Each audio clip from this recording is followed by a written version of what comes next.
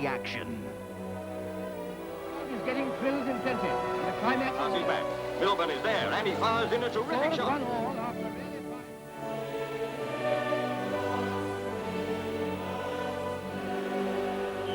Well, it's a great day for the players and for football fans all around the globe. Cantona! The history has been made by Manchester United. Ford Cup Special. FA Cup round 5, and with the big 5 out, a chance for others to stake their claim. Others like Manchester City, rejuvenated under Frank Clark, and Middlesbrough still heading for the Twin Towers on 2 fronts. Our main game tonight is at City against Borough at Main Road. Remember, the winners could be just 2 games away from the final. We have more cup action for you from Selhurst Park, a cracking all-London tie between Wimbledon and Queen's Park Rangers. Which one of them would make it through to the quarter-finals? That's coming later. And we also have all the rest of today's FA Cup stories for you. And believe me, there are 1 or 2 interesting tales to tell. Paul Walsh is with us in the studio, a cup winner with Tottenham back in 1991, now with Portsmouth. Paul, a couple of your sides involved today. Portsmouth, who you're currently with, and Manchester City, who you were with. How did you fancy their chances this morning? Well, I think with Man City, they've had seven games without defeat. And I watched them last Saturday against Southend, and they played quite well, although Southend were a little bit poor. Yeah, I think they'll be on a bit of a high at the moment, and having the home draw, they'll expect to do well. What about the job that Frank Clark's doing up there at the moment? Well, it's great. It's amazing how one manager can come in, take over from another, and things suddenly change round. I don't exactly know what he's done that's totally different, but whatever it is, it's working at the moment. And Paul, people are saying this is probably the most open FA Cup at this stage for some 20 years or so. That's got to be good for the game, isn't it? Well, that's right. With the big 5 out the picture, you know, if you're one of the other teams looking in the draw and all of a sudden you've got that little bit more optimism and you feel that your chances are slightly better. You've been through it, obviously. What is it like at this stage of the Cup when you're involved in it? Do you start to get a little bit nervous? Yeah, a little bit nervous, and the thought of getting to Wembley obviously plays on your mind. And depending on what draw you've got, obviously, you know, your expectations are different depending on what club you're at. You know, maybe you know, Manchester City aren't expected to win, whereas Portsmouth are the same. But I think Portsmouth might fancy their chances a little bit. I think they fancy playing possibly Leeds more than they did Arsenal. And Manchester City obviously up against Middlesbrough, who have struggled in the league like nobody's business, but seem to be going well in both cup competitions. How do you explain that? Well, I can't. I mean, it's amazing. I mean, you see them in the cup and, you know, they're right up for it on the night and play some very good football. And when it comes to the league form, they can't quite reproduce it. Brian Robson would have to try and find the answer to that, because I certainly don't know what it is. OK, Paul, thanks for now. Stay with us. Let's get straight to the action, though, now, and head off to Main Road for Manchester City against Borough. Both sides struggling in their respective divisions. In the commentary box for us, Brian Marwood and Alan Parry. A capacity crowd of more than 30,000 inside Main Road, where the appointment of Frank Clark as manager has dramatically changed Manchester City's fortunes. Since Clark took over at the end of December, City have gone 7 games without defeat. He's brought organisation and stability to a squad of players who've worked under 4 different managers in the space of just 6 months. Clark's new signings, Tommy Wright, Paul Beasley and Kevin Horlock, can't play today because they're all cup-tied, and Alan Kernahan, a former Middlesbrough player, is out injured. So, Brian Marwood, it's a youthful-looking City lineup, this. Yeah, I'm sure Frank Clark really didn't want to make as many changes, but they are enforced. There's 1 or 2 players there in their early 20s. It'll be a terrific experience for them to play in this sort of crowd and this sort of atmosphere today. For now, Middlesbrough, Brian Robson has to do without the Brazilian Emerson. He begins a 2-match ban, but Fabrizio Ravanelli comes back after a 1-game suspension. 21-year-old Ben Roberts continues in goal for the injured Gary Walsh. Borough may be having their problems in the Premiership, but they certainly come to life in cup ties. They've won all 7 in the FA Cup and Coca-Cola competitions so far, Brian. Yeah, the Cup's really kept their season going. They've had a very, very bad time of it in the league, and of course the Cups are their way into perhaps Wembley and of course Europe, and I'm sure the likes of Ravanelli and Juninho would love to actually play at Wembley sometime this season. Today's referee is Peter Jones from Loughborough. So it's Manchester City in the blue shorts who get us underway. Two teams in excellent form at the moment. City have won 4 of their last 5 games. Middlesbrough have 4 wins from their last 6. And it really is a beautiful afternoon here in Manchester. A warm and sunny day, and the main road pitch in perfect condition for what should be one of the most intriguing ties of this round. Middlesbrough, for all their undoubted quality, have had a very inconsistent season. Their cup form excellent, their league form rather less so. And Manchester City just beginning to get their act together under Frank Clark. Here's Summerby battling for the ball in midfield. Fleming, who we expect to do a man-for-man marking job on Kincladze, winning it back for Middlesbrough. Neil Cox in possession for them. Stamp, the competitive little midfield player, and they might need it all his edge today in the centre of the field. Same goes for Robbie Mustoe here. Number 3 is Derek White, the Scottish international. Craig Hignett back in the side after a few injury problems. Middlesbrough enjoying a lot of early possession here. Yeah, I think we're a little bit surprising actually that Curtis Fleming has gone down on this left-hand side. Talking to Frank Clark earlier in the day, he really did expect him to do a man-to-man marking job on Georgie Kincladze. We know how well Kincladze's been playing already this season, but Middlesbrough seem as if they've made no real special provisions for him. Mustoe for Borough. And Cox in space down the right-hand side. Stamp makes a run forward. Juninho in space. Kit Simons, the Manchester City captain, gets the ball away.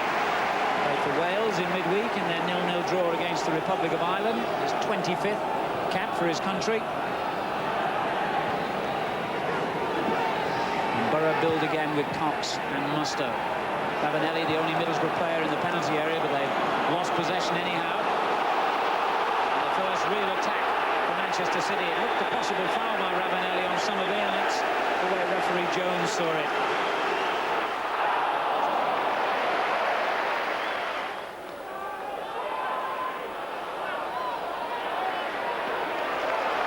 Ingram finding McGoldrick.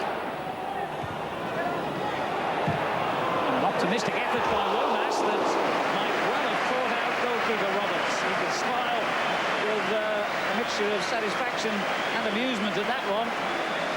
Well, the smile would have been a lot wider if this had dipped in, because it looked a long way off when it first left Steve Lomas's right foot. But that's not far away. There's Ben Roberts anxiously looking at the ball going over, but good technique, good strike from the volley. I think the goalkeeper will say he had it covered all the way, won't he? That his 18th cap for Northern Ireland in midweek. Lomas in their excellent 3-0 victory over Belgium, the friendly. Here's Crooks for City. White's clearance, dropped a bit short for Fleming. Summerby in quickly. And Mustoe clears the danger. Ravanelli, Juninho. And doing well to come back and dispossess it. Here's Crooks. That's a useful ball for Uwe Rosler. And again, Ben Roberts had to judge it just right. Well, both sides have just begun to up the tempo slightly, and at the moment it's making for very hard work in that midfield area. Players just haven't got enough time to put the foot on the ball and look for quality balls, but it's making for a little bit more excitement. Foul on Kincladze.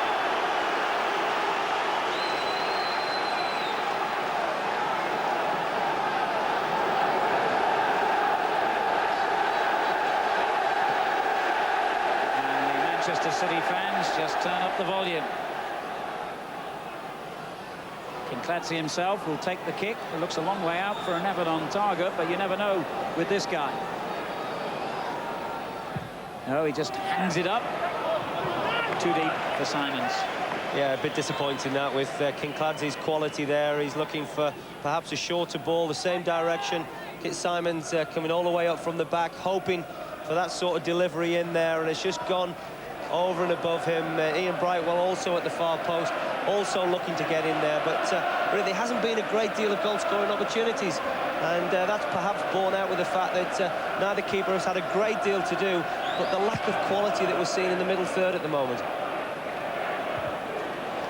Good header by Simons. Rosler, Kincladze. Always a buzz of anticipation when he's on the ball, but dispossessed this time by Mustoe. Now Cox. City enjoying a good little spell. McGoldrick playing in that role just in front of the McGoldrick is available and gets it back again. Not the best ball by him this time, but it's come back to Eddie McGoldrick again. Now he's given it away to Stamp. Ravanelli, Juninho's control, surprisingly, let him down. Don't say that very often. Crooks finding Rosler. And some of them made it difficult for White. And Rosler's there. And Roberts has committed himself and is in trouble here. Brilliant defending, and in fact, in the end, the referee has given Middlesbrough the free kick for the challenge on Cox. Well, that's a very, very brave tackle there from Neil Cox. And Uwe Rosler's done so well. Indecision by the goalkeeper, Ben Roberts. He thought about coming.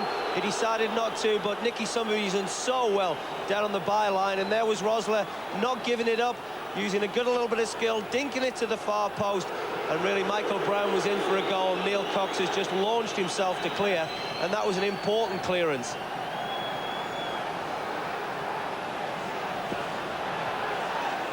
And that challenge has earned Michael Brown a yellow card.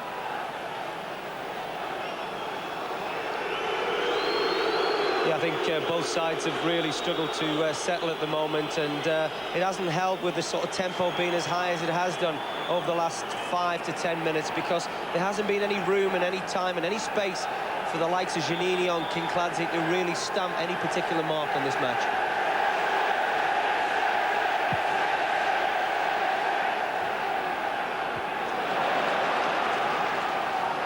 Gianluca Festa for Middlesbrough. Juninho available on the right, gets it into Cox, recovered from the challenge moments ago. Now Ravanelli.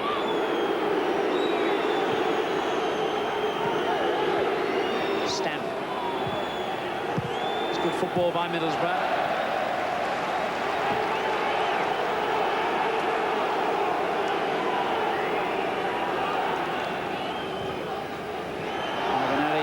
Again, and to the delight of the City fans over there, he's conceded the throw-in.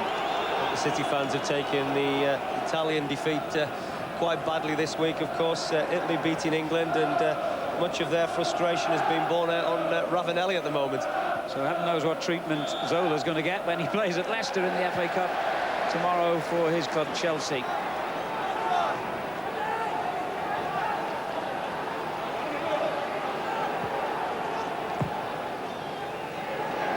Here's Crooks, the 19-year-old Manchester City defender. Really is a young side. 19, 22, 23, 24. They're all round about that age, or most of them anyway. And it does prove that there is some outstanding young talent here at Main Road for Frank Clark to mould in the future. And I'm sure the appointment of Frank Clark is going to prove a very, very excellent decision by Francis Lee and the City board.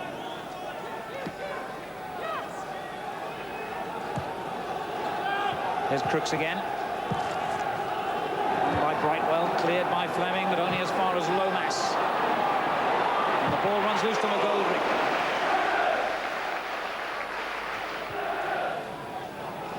Musto, under pressure from Lomas, turned away well. Good ball as well for Cox. Ravanelli making the run. Juninho in the inside right position, and he's found the Brazilian. The best effort we've had yet. Well saved. Well, again, it's come in that right-hand channel as far as Middlesbrough is concerned. That's 4 times now they've exploited that particular weakness in City. Ravanelli's made a very good run out to the right wing, and there was Juninho from the midfield area. Brightwell following him closely, but a corner to Middlesbrough. Vickers gets up and got a touch on that as well. That's a wonderful ball, almost. Fleming in trouble still against Kincladze. And it's Brown who keeps possession. McGoldrick joining him down the left. Just overran it, though, and invited the second challenge from Fleming. Well, again, disappointing for Manchester City, Alan. They've got a break. Again, it's come from a corner by Middlesbrough. Borough looking good again here. Ravanelli in the middle at the moment. Can Hignett get the cross in? He certainly can. And it was a very important header clear.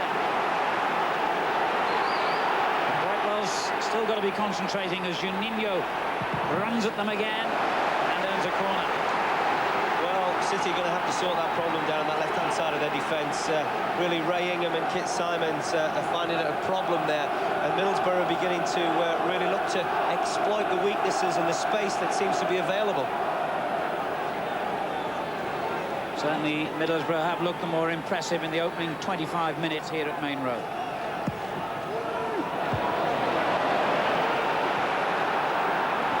There's Festa. Stamp.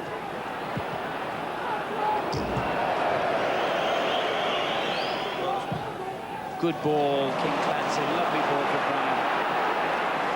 And Ingram joins the attack. Rosler the target here. Oh, and Roberts has lost it. Summerby with a chance. And how grateful Ben Roberts has to be to Steve Vickers. Well, we're talking about the nervousness of Ben Roberts, and once again emphasised there, coming for the cross, looking very nervous, not particularly positive. Ray Ingham has just knocked that ball in, hoping Rosler's going to be on the end of it, and really that would have been food and drink for a lot of goalkeepers. Nicky Sumby just couldn't quite get the ball as he would like, and there was Steve Vickers just tidying up at the end. Played the last 3 games, Ben Roberts, because Gary Walsh is injured. But before that, his only senior appearance was as a substitute in the Coca-Cola Cup against Hereford back in September. So a very inexperienced keeper at this level. Musto going forward now for Middlesbrough. Kept possession well. Fleming. Here's Musto again. Ravanelli well placed if he can get the cross in, but he can't. Space for Lomas to open up. Good defending by White. It had to be as well, didn't it? Because there was Georgie King-Clancy scampering away down this right-hand side. Been a little bit disappointing the first half for him because he's been tightly marked. Although Middlesbrough haven't gone man-to-man marking on him, he's found space really very, very difficult to attain, and subsequently, when he's not on the ball, City really do at times struggle to find good attacking options. Lomas, excellent ball. Ingram. Good return ball from Brown.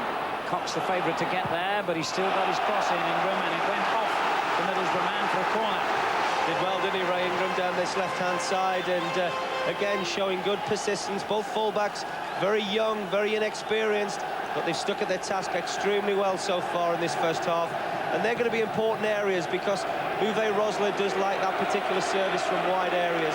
And the fullbacks, although they're inexperienced, are really charged with trying to get forward and produce the type of quality to allow this fella to finish. I think this is City's first corner with 15 minutes of the half remaining. It's really whipped in, and the header by Brightwell was cleared almost off the line. The referee's whistle is now gone. It was a dangerously high boot. Middlesbrough have a free kick. City might well have had a goal.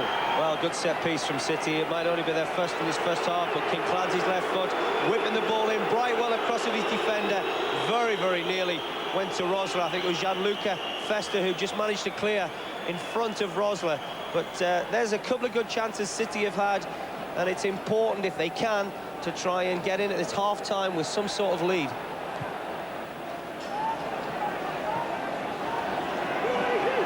Fleming. I'm not quite sure what he was thinking of then, Fleming. Cox now for Middlesbrough. Looks for the run from Ravanelli. He's got in behind Simons. The challenge between McGoldrick and Ravanelli was none too friendly, and a bit of eyeballing between the Irishman and the Italian. I think Ravanelli just complained that Eddie McGoldrick perhaps threw himself in, but Ravanelli out of order, just raked his studs down Eddie McGoldrick's thigh, and Eddie McGoldrick rightly has really gone to remonstrate with Ravanelli. The referee now has got to settle it down. We haven't witnessed too much of this, so we saw a game the other evening with the Italian under-21s, and that got a little bit tasty, didn't it? Certainly did. Now then, the two participants shake hands whether the referee's satisfied that ending to the incident. We shall see. He is obviously no sign of a yellow card. A little bit lucky, perhaps. Ravanelli in particular. And the Manchester City fans taunt Middlesbrough with shouts of "You're going down." There was a time this season when opposition fans might have been singing the same sort of anthem towards Manchester City. But I think the run that Frank Clark has brought about suggests that that isn't likely to happen. Indeed, there is optimistic talk at Main Road of the possibility even of a late surge towards the playoff places. I think when you do look at this football club, Alan, you see the enormity of the crowd today and the type of passion that you tend to get at Main Road. It really is a crying shame that the club has really struggled in recent years, and the fact is Manchester City, no one has a divine right to be in the Premier League, but this really is a big, big club. Now Ravanelli off the ball was having another little clash then with Brightwell this time. I think the referee saw it as well out of the corner of his eye. Players gone on. And here's White for Middlesbrough. Ravanelli beaten to it by Brightwell. He's fired him up with whatever he did or said then. Well, he always tends to be on this tightrope temperamentally. Well, he's just missed a couple of games with suspension, and really, again, it's nonsensical the way he's just tried to kick out there at Ian Brightwell. There's no reason and no need to do that. Fleming under pressure here from the excellent Somerville. Lomas did well, it was a good tackle. Somerville again. City's persistence has won them this attack. I thought they'd won a free kick as well from that Fleming challenge, but the referee didn't want to know. Good period this for City, and it's going to be a booking for Robbie Mustoe, I think, for that challenge on Eddie McGoldrick. Well, poor Robbie Mustoe, I think that's perhaps his first bad tackle. I think he's been one of really Middlesbrough's shining lights in this first half, but I think he's paid the penalty for one or two indiscretions that have gone on elsewhere in the pitch. Yeah, I'm sure you're spot on there. It was just one sort of moment of unpleasantness too many, and as you rightly say, Mustoe hadn't put a foot out of order before that. He's unlucky. Yeah, really, he's late, isn't he? Eddie McGoldrick's just taken the ball away from him. I think Robbie Mustoe knows straight away he's not that type of player. He's a very skillful, very intelligent midfield player. He's certainly not a dirty midfield player, and perhaps that's really just a case of being very, very clumsy. 7 minutes to half-time. The heat rises at Main Road, but no goals and not too many opportunities as yet. McGoldrick looking for Simons. Ravanelli gets it clear. And Clancy. City build again. And out on this near side, Crooks in acres of space. McGoldrick in support again. Here's Brightwell. Lomas. McGoldrick.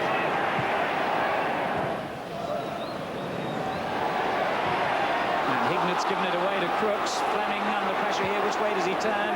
He made the right decision. But City are hassling Middlesbrough into mistakes now. And Lomas has had a wild kick at Hignet, and he's in trouble. Well, I think really that's it's a silly tackle from Steve Lomas, and again, frustration has got the better of him. He felt Craig Hignett had fouled him a little bit earlier. That's late, really, and it's crude, and I think he knew straight away he was going to get a yellow card, and he's just having a word with Mr. Jones, the referee, saying, what about the tackle that went before? But Mr. Jones is trying to keep the game flowing. It's been very difficult for him at times because there's one or two things that have gone on. It hasn't been a naturally dirty game, but really, I think over Ravanelli's particular instances that we saw 10 minutes ago, it seems to have sparked everybody else off. Yes, it is amazing how a game that had been bubbling along with no great tension has suddenly developed into a very fractious affair in the last 10 to 15 minutes. And I think, as you say, it was Ravanelli that was the springboard for that. Now, Brown battling away with Stamp here, and someone's going to be in big trouble in this game. You can just sense it. Getting to the point of no return. Brown and Stamp involved this time. Well, the referees find it harder and harder to not to book players, and Phil Stamp and Michael Brown, very uncompromising, the pair of them, and it's Phil Stamp that will go into Mr. Jones's notebook, and the yellow card count is beginning to increase, and I just hope that the referee doesn't find it difficult to try and keep it to 11 players apiece, because the game is beginning to boil over now. Of course, the referee had already booked Brown earlier in the half, so if he'd seen fit to punish him in that particular incident, he would have been off. 4 players now cautioned, 2 for each side. Lomas. Kinkladze. Headed away by Festa. Hignett. Now, when he volleyed it forward, there wasn't a single Middlesbrough player inside the Manchester City half, or even close to it. McGoldrick. Gets it back from Ingram. Brown making a run in the inside left position, and it's an excellent ball. Rosler's come away to the near post. Oh, well done, Brown. Oh, and he just pulled it too far behind Somerby and Lomas in the air. Oh, he's done so well, Michael Brown. Good play down the left-hand side from City. Super ball by Eddie McGoldrick. Good run. Really not naturally left-footed, Michael Brown. He wants to bring it on his right foot, and he's just toyed and teased with Festa, and he just can't quite get the ball in that he's looking for, but Nicky Somerby was there. And Ingram it was who won the header from the resultant corner.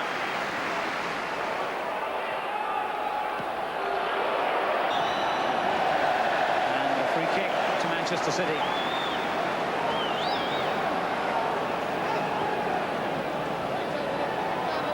Good opportunity here for City, a wide position, and really the big boys are coming up from the back. Kinkladze's on the ball. We know about his quality. We know this will be whipped in with his left foot. And what with a couple of minutes towards hard time, you know, what a great time to score. It's an excellent ball in as well. It was well met by Cox. Well, it could just have done with a couple of inches higher just to beat the first man. It's important knocking free kicks in. You can just avoid that first defender. Lomas' shot. Simons plays it on offside. Surely it won't count from Brightwell. I think he realised that as well the moment he slid the ball home. That was a good finish though, wasn't it?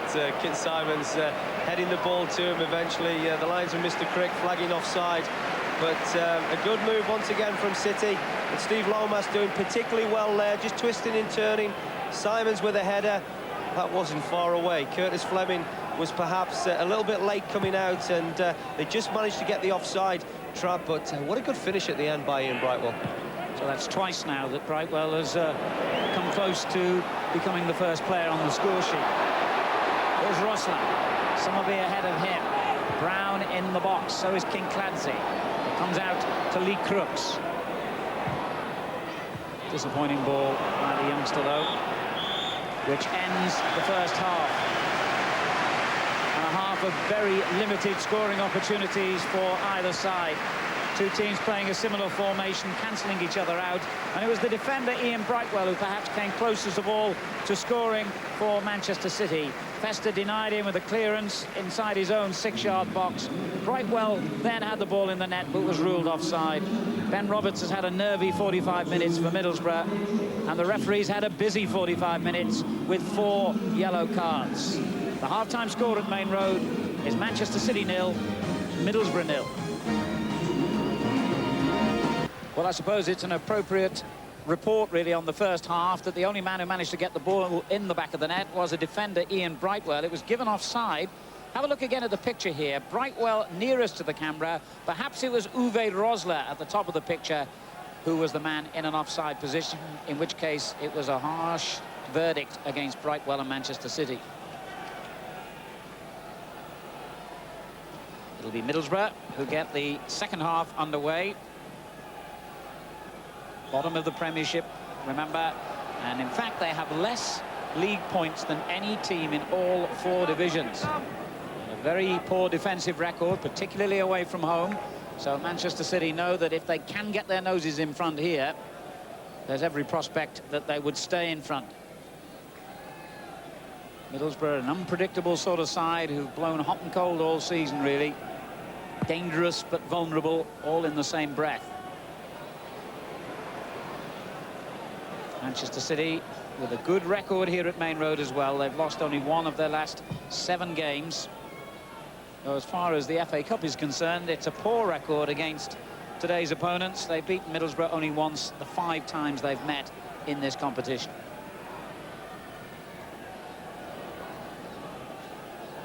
Gentle start to the second half as Middlesbrough attempt to keep possession frustrate the home players and fans. Vickers giving it away. And the man who perhaps looked most likely to for Manchester City in the first half, Summerby, finding Kincladze. Lomas well placed edge of the box. Lovely skill again by Kincladze, but he couldn't deliver the telling ball. White in a bit of trouble here. 3 City men surround him. Fleming came to his rescue, but Lomas wins it back and immediately gives away the throw. Well, it's a good attack by Manchester City, but really started once again as most of City's best attacks in this game by Nicky Summerby. McGoldrick. The layoff by Brown to Lomas. Kincladze's found some room on the right. And that's an excellent ball for Summerby. Well, you felt that the game he was having, he might have done rather better from that opening. Well, what a good chance for the home side there, and Kincladze just finding the ball out on this right-hand side with his left foot. Great vision, just to spot Nicky Summerby taking up a very good advanced position.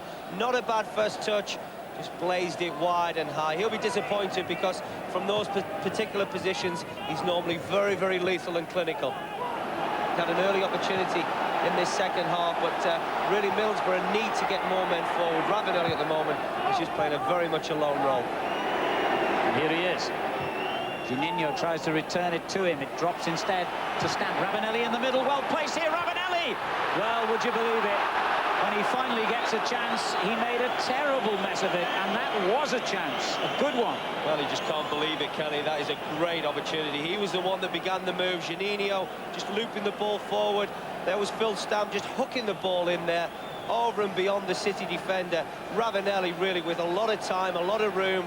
I don't think he believed that really he was going to get that type of room in the box, and it's just almost come off his shoulder in the end, and almost embarrassing for a player of his quality to miss what really has been the game's best opportunity. Good run here by Lomas, but he's going into no man's land a little bit. However, he wouldn't let Cox settle. That's a foul. Well, that's just down to pure determination and perseverance there. Neil Cox has had to give the ball away. The defender looked favourite, and there was Steve Lomas, certainly not giving up on that one. And Neil Cox really conceding a free kick in a very, very dangerous area. Cox thought he was going to get an easy ride. You don't get that against Lomas, a fiery little character, and he's earned his side this free kick.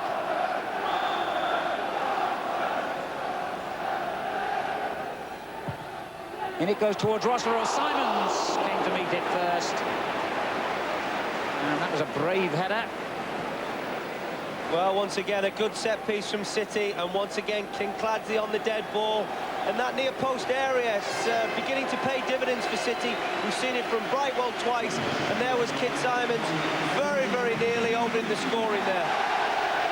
Well, I've been saying that it's the kind of game that could be opened up by a moment of individual brilliance, and coming on for Manchester City now is just the man who could provide that in Peter Beagrie. Such an exciting player at his best. He's only made one appearance as a substitute here in the 0-0 draw against Sheffield United recently. He's been out with a serious shin injury which caused him to miss most of last season and this. And the further irony of his appearance here is that he was born and bred in Middlesbrough and played for them. They were his first club. Well, I'm sure that if Peter Beagrie's on the ball, he'll give them that natural width down the left-hand side. Michael Brown has done a good job for City.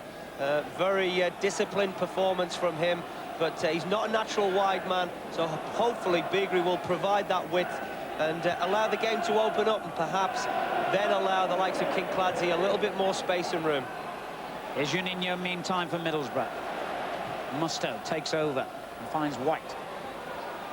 Ravanelli and Stamp in the forward positions, but the quality of the final ball again so disappointing.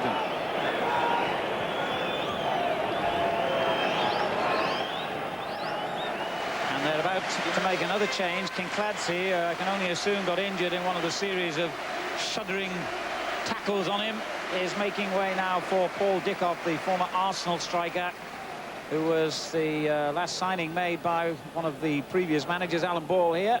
Had a long run, in fact, in the team before Frank Clark arrived, but he hasn't figured in the last 8 games since Frank Clark took over. Well, a young man I know well from my Arsenal days, a real bundle of energy.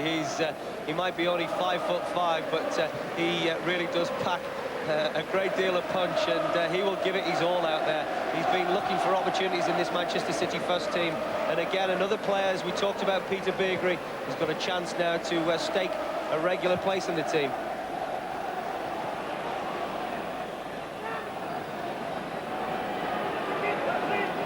Festa with a chance to run forward here, but he's run straight into Lomas and had a go at him as well, and caught him in the face. He's going to be in trouble here. Well, he'll be lucky to stay on the field because it's a very, very difficult camera angle, but I think he lashes out with his left arm, and he'll be lucky to stay on the pitch, Gianluca Festa. The linesman, perhaps it probably could help the referee out because the linesman's got a better view of it over on that far side. I'm not sure how good a view Mr. Jones, the referee, has had of this particular challenge by Festa, but that was high, that was late, and that was very clear cut that was arm right in the face of Steve Lomas. There we see it there, and we'll see the left arm come across right into Steve Lomas's face. And, well, I can only speculate that the referee has not had a clear view of that because Festa is very, very lucky and fortunate to stay on the pitch. He was shown the yellow card, I can confirm that. It ought to have been red.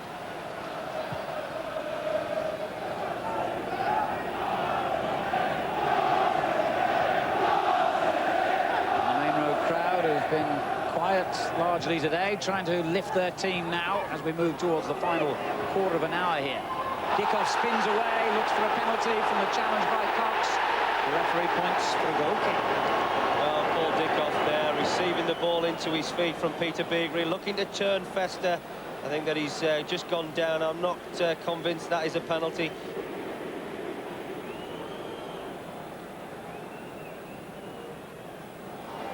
This is Gianluca Festa. Fleming. Juninho. Hignett slows it down and then tries to go around Lomas and has done well here. Chance for Hignett, perhaps. Well, he's done so well there, Craig Hignett. He's made that for himself. Great play in the midfield area. Just sent Steve Lomas one way. And really, the City back four have just backed off him. There he is, just showing a very good turn of pace and trickery. He's really left now with a goal to shoot at, and he'll be disappointed not to hit the target from there. Craig Hignett in those positions normally hits a target, and we've seen him score a lot of goals, a lot of vital goals for Middlesbrough, and what a good time that would have been to net. 15 minutes on the watch. It's Manchester City 0, Middlesbrough 0. Are we to face a replay at the Riverside, or can the First Division team upset the odds here against the Premiership side?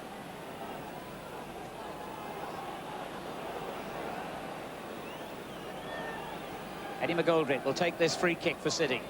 Simons makes the run. In behind him is Rossler. It almost reached him. Beagrie's cross shot could have gone anywhere. Stabbed away by Stamp. Beagrie again. That's good trickery to earn the corner. Well, that's Peter Beagrie is his best. He looks to shape to cross and then just cuts it back, but Neil Cox watched it very, very carefully indeed. But this particular volley could have just gone anywhere, but thankfully Phil Stamp was in the way, and there's Beagrie shaping the cross and then inside again. And the goalkeeper Roberts grateful for the intervention by Stamp ahead of him. City set pieces have been very good this afternoon, been very impressed there, especially that near post. Ian Brightwell looking once again to get in. There's King Clancy is on the field to deliver with his left foot. Peter Beagrie is going to try and deliver a similar ball once again. Simon's trying to get in on the near post. Brightwell's in behind him, and he touched it on as well. It's come out to Lomas. That was well blocked, and suddenly Middlesbrough dangerous on the break here. Juninho. That's a good ball forward as well. Festa, Ravanelli and Hignett and Fleming beyond him. Here's Ravanelli. Just lost the impetus perhaps, but they're still in a dangerous position. Fleming playing it back in, and it comes to Juninho. It's a goal. Well, what a terrific goal from Middlesbrough. And really, that little man, Juninho, running all the way to the Middlesbrough fans. He scored a very special goal, and it was so special because of the move. And it started with a block by Festa in his own box. It was a Steve Lomas shot. Festa broke it up. He continued his run. There was Juninho playing it down the right to him. Festa there carrying on his run, knocking the ball into Ravanelli. Ravanelli now spreads the play out wide to Curtis Fleming. Fleming's looking to hit Ravanelli. The ball's gone to the far post. Juninho finishes it so well.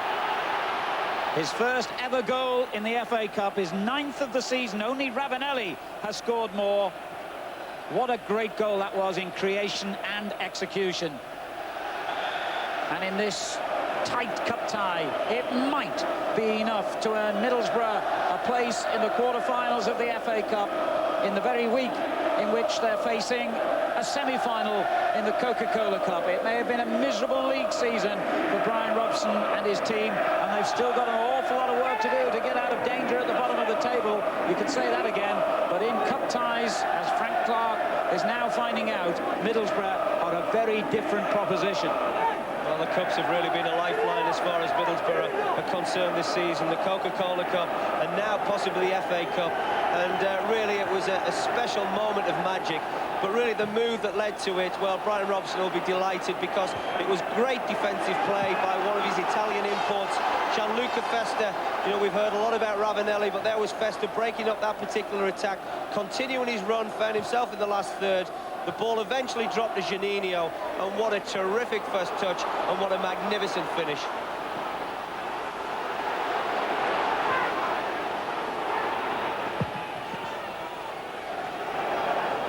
Margetson's clearance.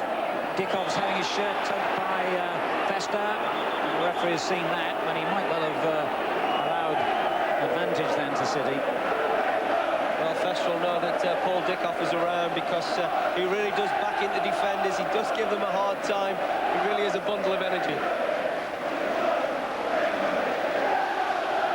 A little over 10 minutes to go. Manchester City are a goal behind. Kit Simons comes forward. Stamp gets it away for Middlesbrough. Now at last we've got the excitement you would have expected from this cup tie. Beagrie gets up well. Good clearance by Festa. Lomas miskicks, but is there to win it back again and again. And find Crooks. McGoldrick. Ingram. It was a bit loose, that ball. It invited the challenge, and Cox made it. And Ravanelli has got round McGoldrick, and they've got 3 players in this attack, Middlesbrough. One of them is Hignett, and there's a glorious ball from Juninho to Hignett. Middlesbrough should have been on their way to the quarter-finals. That should have been a clincher. Well, what a great goal that would have been. Juninho and Ravanelli just having words. I can't believe Ravanelli feels that Juninho's picked the wrong option, because not only was Ravanelli the wrong ball, he was offside. Craig Hignett made a magnificent run, and that was a good finish. And really, Margetton, the goalkeeper, has made a save, and that clearly is a corner. He's just touched it away there with his left hand, and really Middlesbrough should have had a corner. And suddenly Middlesbrough are finding room now as City have to pour players forward. Stamp, oh, what a good ball that was. Juninho. Ravanelli. Kit Simons really tight to him, but he's got it back to the Brazilian again. Now Stamp. Robbie Mustoe. Stamp again. Chips it through to Ravanelli. Here's Juninho. Ravanelli was tugged. That had to be a penalty. It had to be. I don't know how the linesman could possibly have missed that. For my money, Brightwell pulled away at the shirt of Ravanelli, and I do not understand why a penalty wasn't given. Well, Ian Brightwell is a very, very fortunate man indeed, because a great buzz to Middlesbrough's attacks at the moment. They're playing some terrific stuff. That goal has given them a lot of confidence, but Juninho and Ravanelli playing a 1-2 in the box, and it was a clear pull on Ravanelli's shirt, and Ravanelli went down under the challenge. Ian Brightwell very, very fortunate that a penalty wasn't given against him. 8 minutes to go. Could that be a critical decision? Rossler getting up well. Summerby turns it back to Paul Dickoff. Mustoe getting it clear. Here's Beagrie.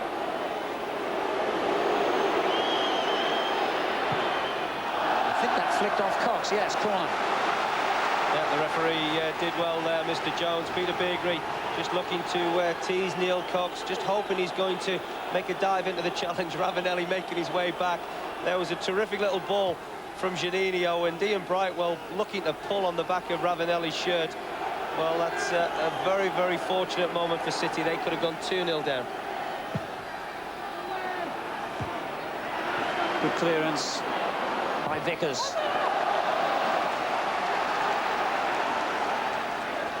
And Juninho's moment of magic and Brightwell's moment of madness might have combined to turn this game in Middlesbrough's favour. Brightwell getting away with him, with his aberration. And it looks like Mikael Beck, the Dane, is going to be introduced here. Viv Anderson trying to attract the referee's attention with the ball still in play. Ingram finding McGoldrick. Tremendous effort. Wasn't that far away. It wasn't indeed from Eddie McGoldrick. He's been one of Manchester City's better players. He's used the ball sensibly, intelligently, but this time, well, he's looked to get forward, and that wasn't far away. That's all of 35 yards, and their side needs a lift at the moment. City need to get something from somewhere. Frank Clark will be delighted at times with the way they defended. They look very solid as a team, looked a good unit this afternoon, but really they've lacked a little bit of flair, a little bit of imagination to break this Middlesbrough team down. Well, when you think of Hignett's near miss and the penalty that never was, Middlesbrough could be easing out this last 5 minutes now. Instead, City still have a hope of a replay. Lomas just took his eye off the ball, and Juninho will break clear here with Ravanelli up ahead of him. Now Ravanelli gets the early ball he wanted.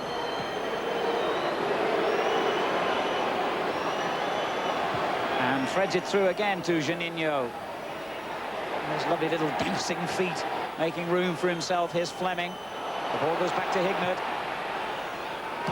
Oh, it looked as though he'd measured that absolutely spot on, but it was just wide. Well, we've seen Craig Hignett do that once or twice, haven't we? Looking up there. Good first touch. Sees the keeper off his line. Just trying to chip and curl the ball into the top corner. And at the moment, Middlesbrough are finding a lot of space because City are throwing men forward. They're in desperate need of an equaliser. Brightwell just kept in play by Crooks. Volleyed in to the hands of Ben Roberts. Well, I think the goalkeeper's just trying to hold on to the ball just for a few vital seconds, just settle it down, try and take the sting out of Manchester City's play at the moment. City are beginning to up the tempo, beginning to throw men forward. It's allowing Middlesbrough very much a lot of space there. Hignett's beginning to get room, and in particular Juninho, which is going to be a worrying sight for Manchester City fans. Beagrie now, time running out.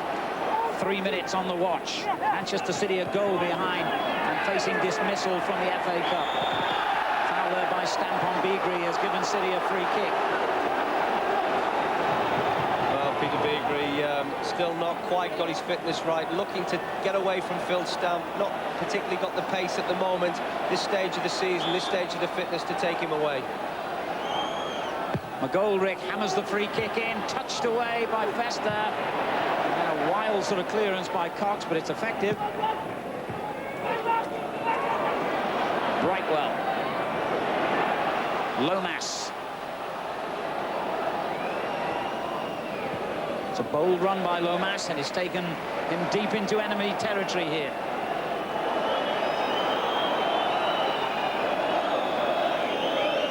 They look for Simons with a long throw.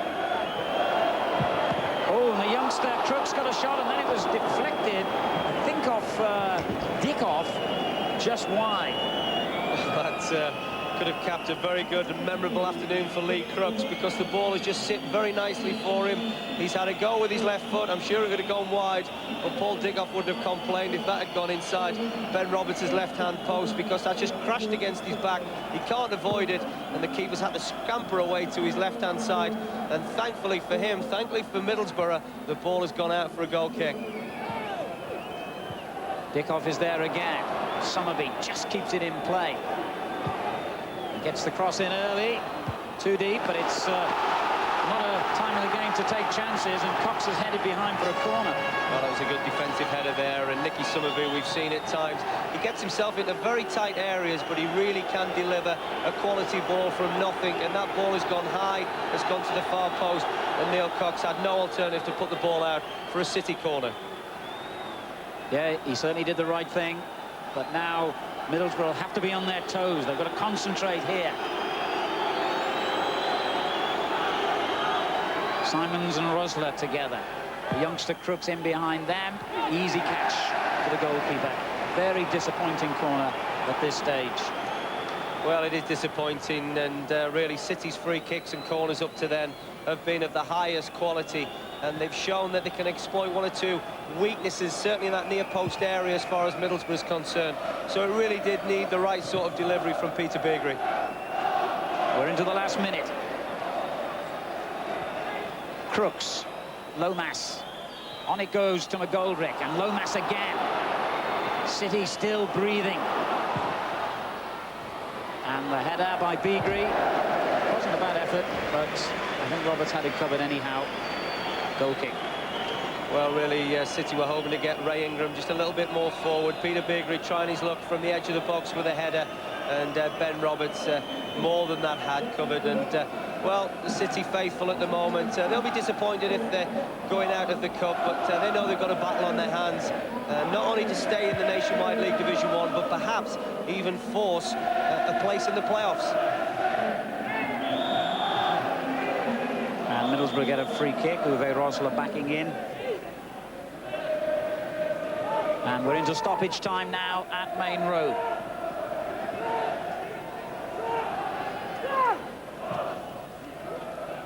Vickers with a splendid free kick into the corner, and it found a player as well in Craig Hignett.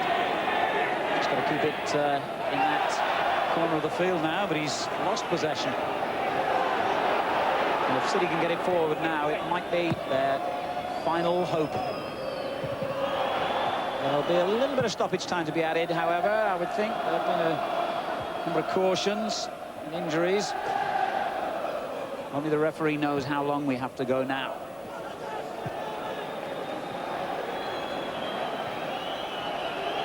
And referee Jones has just taken a glance at his watch. A minute of stoppage time elapsed. City have got to hurry things on here. Juninho's goal looking as though it's going to give Middlesbrough a passage into the quarter-finals. And it has. And that moment of Brazilian magic was enough to win a game that was always tight, always close, always likely to go one way or the other, really. No side were really on top. Manchester City will think that they deserve the chance of a replay at least, and I wouldn't argue with that claim, but in the end, the magical Premiership quality of the Brazilian Juninho and his Italian teammate Ravanelli combined. The finish was crisp, the celebrations were special, and Middlesbrough maintain their 100% record in the cup competitions this season, 8 wins out of 8, and take their place in the FA Cup quarter-finals for the first time in 16 years. The perfect way to set themselves up for their Coca-Cola semi-final on Wednesday night against Stockport. The final score then at Main Road: Manchester City 0, Middlesbrough 1. And we have plenty more cup action to come for you, and news of some real upsets as well. And next up, we'll have the main incidents from Main Road, and we'll hear from both camps. Stay with us. Welcome back to this Cup special, featuring action from the 5th round of the FA Cup, sponsored by Littlewoods Pools. We have just seen Middlesbrough put Manchester City out of the Cup. Middlesbrough progressing to the quarter-finals for the first time in 16 years. Paul Walsh in the studio watching that with us. Paul, worthy winners, Borough? I'm not so sure, really. I thought the Brightwell goal was a bit dubious, and I thought City had the bulk of the possession for the first hour, and probably just shaded it on the chances side of things as well. But Middlesbrough got a lot of bodies behind the ball and just looked to hit City on the break, which once the goal went in, they started to open them up a little bit more after that, and they probably run out looking a little bit better winners than they should have done. Yeah, they finished strongly, didn't they, Borough? And that's when the goal came in a little purple patch for them towards That's right. the end. I mean, City had to sort of push people forward to try and get the game back, and you know, obviously they were leaving spaces at the back to be exploited. Let's take a look at the goal then. It was a good one. coming right out of the Middlesbrough defence, didn't That's it. I mean, Steve Lammas had a shot. It's got blocked down, and they've broke quickly. Good boys. Fester certainly involved there. Fester kept his run going. I thought this is City had just held them up enough here and got enough bodies behind the ball. Then Ravanelli switched the ball across. And then Juninho just sneaks in on the far side there and tucks it in very well. It was being billed, wasn't it, as a game between Juninho and King-Clancy, and I suppose in the end you'd have to say that Juninho came out on top. Well, that's right. I think once Georgie King-Clancy went off, City did lose their one real inspiration. He can sort of conjure things out of nothing, and once he went, you had to feel that that was a blow for City. What about the defending there, Paul? Well, yeah, I couldn't quite see how Juninho got free on the far post there, but there must be a few questions to be answered to that one, because he shouldn't get that much space in the box there, really. Now, certainly the commentary team was saying, and you backed that up, that Manchester City had their chances, didn't they? And perhaps we'll feel, well, a little bit hard done by. This is the incident where they did score, but it was disallowed, and we're looking, obviously, for offside. Yeah, that's right. I mean, you can see as Kit Simon heads the ball. I mean, Ian Brightwell's not offside. The only thing that could have gone against him was the fact that Uwe Rosler was slightly offside, but coming back. So I just feel that if that's the case, you know, the goal should have been given. Right, there's another chance to have a look at it here. I mean, there he is. Uwe's coming back, so he's not trying to interfere with play, and Ian Brightwell's definitely not offside. And sticks it in quite well for Ian Brightwell. Now, we talked about Gianluca Festa and his involvement in the goal earlier on, but I suppose Manchester City again will claim that perhaps he shouldn't have been on the pitch to help out with that, because he threw quite a swing, didn't he, at Lomas? That's right. I mean, as you can see, his left arm's come up there and caught him right in the face. And I have seen players go off for less than that. Should the linesman have been more involved with that? I think Paul? the linesman was on that side and would have been looking straight at it. So he's in a good position to advise the referee. Obviously, hasn't done that, and you know, he's got away with it. Really, got off lightly. Yeah, it was one that Prince Nassim Hamed probably would have been proud of. Let's see what Frank Clark had to say about that. He's talking to Alan Parry. Well, Frank, you said beforehand you were expecting a tight, close game, and that's exactly what you got. Yes, it was. I mean, we knew how it was going to be. We had to play in a disciplined way. It was no good going gung-ho at them. And one break was going to decide the game, and they got it, unfortunately. Do you feel you deserved a replay, at least? Well, we could have got a replay out of it. It was a very close game. I don't think either side were that much superior. We didn't really give their goalkeeper enough problems to say we deserved to win the game, but we were a bit unfortunate not to be still in the competition, I think. Now, Gianluca Festa had a part to play in what proved to be the winning goal, and there was an earlier incident in the half in which the picture suggested that he struck one of your players in the face. Do you have a clear view of that? Well, I mean, he was on my blind side, the same as the referees. I mean, the referee can only give what he sees. I believe he said to Steve Lomas that he was on his blind side and he couldn't see what had actually happened. There were one or two little incidents that almost crept into the game on both sides, but that we could have done with that. But the referee, he kept control of it quite well. I've certainly got no complaints with the officials today. Never nice to go out of the cup, of course, but your priority when you came here was to turn around Manchester City's league position. At least you've got the chance to do that without any distractions. We can concentrate on the league. The old cliche. I've said that a few times. Well, we've got to try and take something positive from this. They've got nothing to be too downhearted about, the players. We're out of the competition. We've enjoyed the little run, and now we've got to concentrate on winning as many league games as we possibly can before the end of the season. Frank Clark magnanimous in defeat. Paul, what do you think about what he was saying there about how it'll affect Manchester City's season now, that result?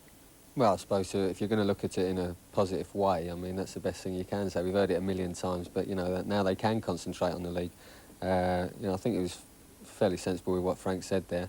And now he's just got to concentrate on getting as many wins in the league, just like he said. And it is so tight in that division that I suppose you could still say that Manchester City may reach the playoffs. Well, yeah, you've only got to look at, say, for instance, Portsmouth. They've strung 4 or 5 games together and they're a point off the playoffs now. And any team still in that position can get up there and challenge for a playoff position. Thanks for now, Paul. Let's see what Brian Robson had to say about this. He's talking to Alan Parry as well. Brian, congratulations. Another cup success for you, but that was a really tough tie. Yes, we always knew that was going to be a tough tie against City. I've seen them of recent times, and, you know, the crowd have been a bit silent, and Frank Clark's got them really well organised, you know, and they're on a good run. So we knew it was going to be a tough one, but like we say, it was a typical cup tie. You know, first half, both teams were competing strongly against each other. There wasn't really much happening in the goal mouth areas because the defences were a bit on top. But I thought second half we came into the game more. We passed the ball a lot better from the back, and we started creating a few chances. With 15 minutes to go, would you have settled for a replay? No, you don't like to settle for it, but usually when a FA Cup tie gets into the last 20, you can always go to a replay. And with us being in the Coca-Cola Cup, the last thing we wanted was a replay, so then we get a backlog of fixtures. So it's nice to go through, but I was pleased with the lads' performance in the second half. I thought they deserved it on the second half performance. Now, Gianluca Festa played a part in the build-up to the winning goal, and he also was involved in an incident with Lomas in which he was yellow-carded. Some people might justifiably think it should have been a red card. Did you see the incident clearly? I didn't see it too clear. I mean, I thought Lomas threw his arm into Gianluca, and Gianluca reacted by throwing his arm, and that. But I didn't see it 100%. Well, I mean, to me, those situations, they're nothing things, and I thought the referee handled it sensibly. Kind of game you'd like to have played in? Yeah, they're always good games, and especially full house at Main Road, it's always a great atmosphere. You know, the pitch is a nice big pitch, and that they're always cracking games to play in. Can you begin to explain this strange thing about your season? That's 8 cup wins out of 8 ties now, and yet there you are at the bottom of the table. Why is it that the team is able to lift themselves for knockout matches? Well, I think our recent performances have been a lot better in the league as well. We were a bit unfortunate at Wimbledon not to get a victory there. The performance against Sheffield Wednesday before that was pleasing. So we are picking up in that area, and the lads know how important it is for us to pick up. You know, but we're enjoying the cup competitions, and it's good for confidence, and we know that we've just got to work harder in the league performances. So Brian Robson and Middlesbrough through to the quarter-finals, but who would go through between Wimbledon and Queen's